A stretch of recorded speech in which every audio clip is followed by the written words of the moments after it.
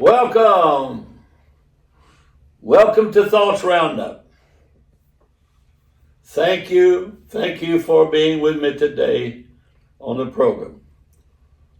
I hope yesterday when we had the little kids, my little great grandkids, carrying on, that you enjoyed them.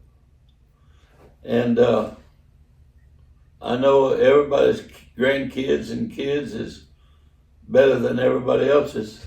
But anyway, we're so happy to have you, and we have Brother McDonald with us today. Welcome, Brother McDonald. I'm glad to be with you. Thank you. Thank you. We're so glad to have you. And Brother McDonald pastors in Shelbyville, Indiana. Beautiful, beautiful town. It's a beautiful city. It is. You enjoy being here? I love it here. I feel like I'm in the best place in the world. In the whole country. I do. Well, that is so good. I was with them Sunday, and I'm going to tell you, it was just such good church, such good service. And I preached a Sunday morning, and the crowd worshiped so Sunday night until we didn't stop it to have preaching. And it was good. It was good.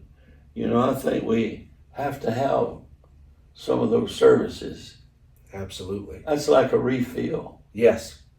Kind of like a refill. Yes. Now, you were from originally Escanaba, That's right. Michigan. Yeah, that's where I was born. You're a Michigander. Yeah, my parents are still there. Are they really? Living in the same house that I was raised in. Mom and dad got married. And the same day they just moved down the street. Is that right? Because they got married in Grandma and Grandpa's house, which was down the street. Well, you know, I was pastor at Flint for a while, More Life Tabernacle in Flint, Michigan, which was a great church and wonderful people. And I knew a little bit I knew Brother Davis had moved up to Escanaba, right? Yeah, in the early 60s. Now, was that your pastor? Yeah, when I was in Sunday school. So when he resigned, I would have been about 5 years old. But I remember him very well. In fact, he baptized my mother. Did they still have the round building? Yeah. He built that in 77. Why did he make that round when nobody else did it? I think he saw that down south. He saw a building like that. Is that right? And he liked that type of style. That I guess they call it a geodesic dome. Yeah, it was two domes, as you know. I'm gonna leave that with you, that you understand. Yeah. I come from Hindeston, Louisiana. I don't know geodesic. We didn't have anything geodesic, I think. Yeah. It just makes me sound smart.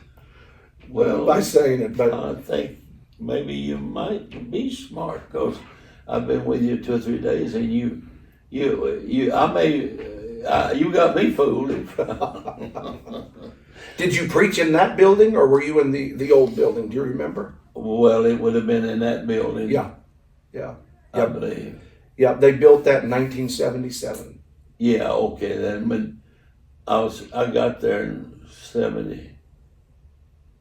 Well, no, it might have been the old building, because it was the old building, I guess, because I remember being there in 76. The Spirit of 76. Okay.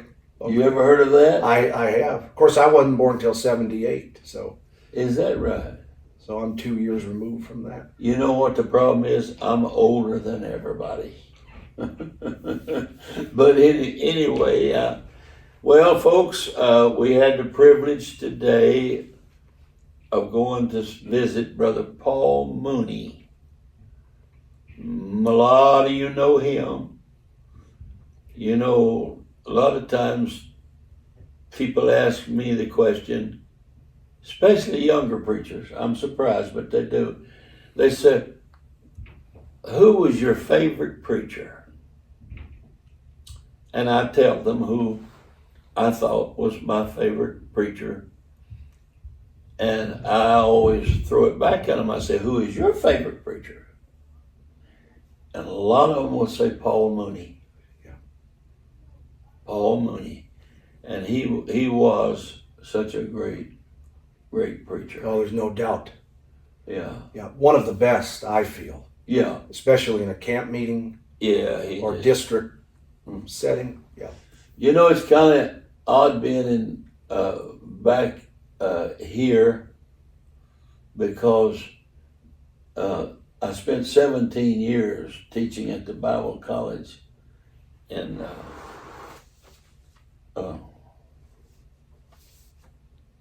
Indianapolis. And next time I get hung up, help me out, okay? In Indianapolis. And it just seemed there's so many things that people talk about here, and I kind of forgot. And you asked me today about Brother Haywood's burial place. Yeah. And all. Yeah. And you're very familiar with that, are you? I am. In fact, this church is here because of Bishop Haywood. How about that? Okay, history buffs.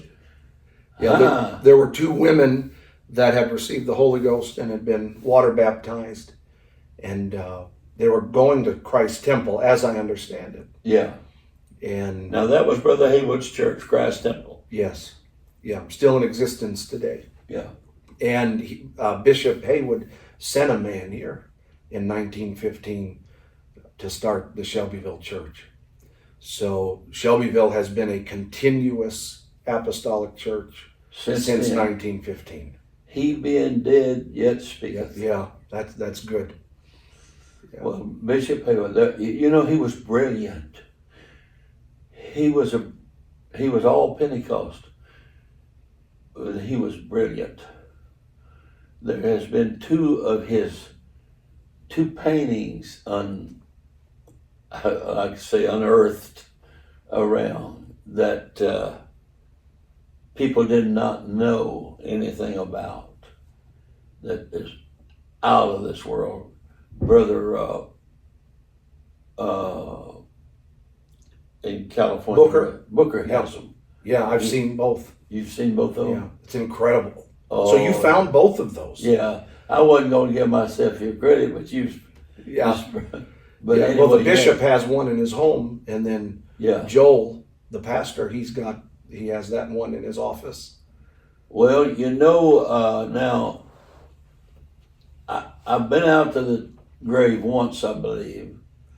I saw where the church was first started. I've been somewhere where the first one was baptized.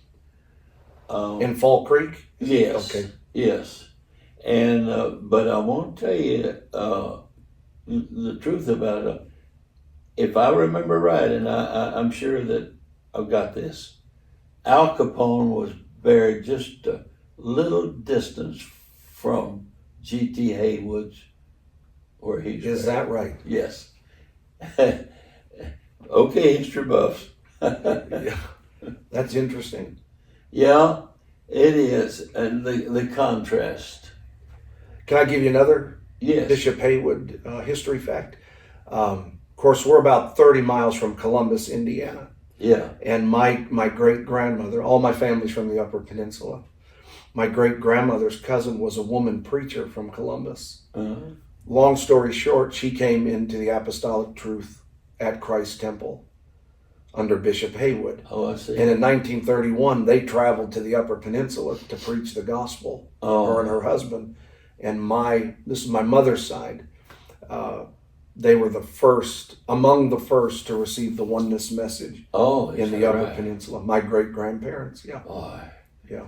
That is so super. We've got such. You know, one time I was preaching in Detroit, And I believe it was for Ron Gidrose when Ron Gidrose was pastor. Brother Gidrose pastor? Yeah, he pastored a Is that while right? there Okay. in there. And I believe it was him, and he told me, he said, I have a lady in the church that used to go to Metropolitan Tabernacle in London, and Spurgeon was her pastor. Now that's been a long time ago now, and she was old. So I said, well, I would like to meet her. And so they carried me over to where I said, so you were in Spurgeon's church? She said, oh, yes, the tabernacle. It meant so much to her. And even though we're different, and she is Pentecostal fully, Yeah. yet I showed back there how they were blessed and enjoyed preaching and that sort of thing. So we've got a lot of history around here. A lot. Yeah. Yeah. Well, so how long have you been here? 9 years, just a few days ago. Yeah. And I was with you in Illinois. Yeah. 2 years in a row we had you. Yeah. You mean you had me once and had me back? Yeah. And this time it's three. Third time a charm. Well, and he's already asked me, you're a glutton for punishment. No, you're just as good, if not better. Well, I finally got the compliment I was looking for. No, don't believe that, folks. Well, so the church that you have is a beautiful church here. It is. I'm probably biased, but it's probably one of the more beautiful. It's one of the most edifices in beautiful Pentecost. churches that I have been in. And I can't take the credit for this building. It was built before I came. Well, you take the credit for continuing, because if something don't continue, it don't matter what you've done. Yeah, that's true. We built a church in Dallas, Texas, like I mentioned to you, and we had a good number. We built it from scratch. And we give 10 years of our life before we was elected home missions director full time, and we left the church. But our prayers have always been that let the church go, let it grow, let it grow. And they have doubled or more. What they ran up to 500 and over. Wow. I'm not jealous, and I'm happy, I'm proud for that, because you don't build churches to see them die. You build them to see them go on. How many years were you and Sister Marler in Dallas? 10. 10 years. 10 years, yeah. And you were home missions director for the state? For the state of Texas. Was Texas one district at that time? Oh, yeah. They had West Texas and just this. But it was just two Texas, West Texas, and the rest of Texas. Yeah. And it was such a good district. It was such a wonderful place. And I'd come from Louisiana, and Louisiana was a great district, And it was all just right. And I met some of the most wonderful people. Well, what you got things what do you intend to do the rest of the time here? Well, I want to have revival. I want Revival. to win as many souls as I can. But just like was talking last night, you've got the building already built, and it's beautiful, and you've got talent in it, great music. Some people have to build a building, and it's hard to get money and harder to get it built. And then after they get it built, then get it filled. And so, but you've got a big head start here to just fill this place. And I noticed it was in your folks' eyes last night. They want to grow. They want Yes. to grow. And we Yes. believe that they're going to. Well, let me ask you a question, if I may, because you had great revival at More Life in Flint and then in Dallas. What, as a young man or any apostolic pastor, what do you think are some of the key factors of having a revival church? Well, just do what's available. And if you can be innovative and create something else, it's okay. They never had a bus ministry, and we went in, and they was excited over the bus ministry. We bought a big old bus, like a Trailway, a Continental Trailway, and thing broke down on us. They usually do. They usually do. It broke. We had one of the best choirs in the whole Pentecost. And we was going to take the choir and go here. We had invitations, and we started crusades up there. And we was going to get that bus. People chipped in, and we got it. We bought it from a crook, and he was supposed to get all the slogan and everything and the name on the bus and so forth. And he did, and I saw it. It wasn't quite ready, but I saw it. And we never got it delivered. He had sold it. Took that name off and sold it. And Brother Starr told me and helped me get it back. And so forth. Bill Starr from Bill Michigan? Starr. He told me what to do and so forth and so on. I was green as they say in Louisiana, I was as green as gourd guts. But he helped me get that back. Life is a trip, isn't it? And you know, nobody gets by totally easy. No, that's true. It's a struggle, but God is able. Amen. God is able. Anything you want to say? No, just I love every minute I get to spend with you, and I sure appreciate your ministry and your friendship. Thank you. Now, there might be, I always say, a lot of times I say, there may be somebody on vacation come through here, this and that and the other. Give us the address and how to find your church. Yeah, our address is 1500 Miller Avenue, Shelbyville, Indiana. It's easy to find. Very easy to find. Yeah, we'd be glad to have anybody come through if they're... Well, I want you folks to meet this man's family. They're such a fine family. And if you ever coming through here for a visit, just stop by and tell them you saw it on the program.